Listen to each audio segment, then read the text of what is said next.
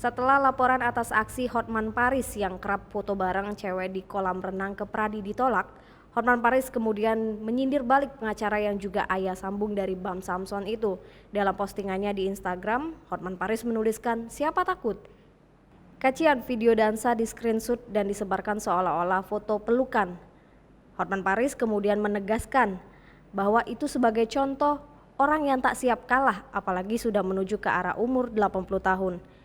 Hotma Sitompul merasa kecewa dengan Hotman Paris Hutapea selaku pengacara Desiree Tarigan, istrinya. Pertama, menurut dia, Hotman Paris sama sekali tak mengedepankan perdamaian saat mendampingi sang istri sebagai pengacara terkait permasalahan rumah tangga yang sedang dihadapi mereka.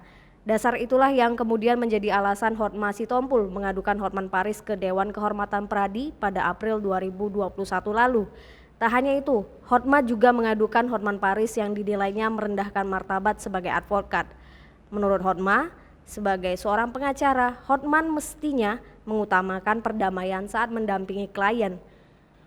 Hotman Paris dinyatakan tidak terbukti melanggar kode etik sebagai advokat seperti yang dituduhkan Hotma Sitompul dalam sidang kode etik yang digelar secara virtual pada Rabu 29 September 2021.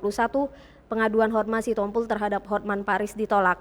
Sebaliknya, pengaduan Hotman Paris terhadap tim pengacara Hotma Sitompul diterima oleh Majelis Hakim Dewan Kehormatan Pradi DKI Jakarta. Dengan adanya keputusan tersebut, Hotman Paris tampak sudah bisa bernapas lega.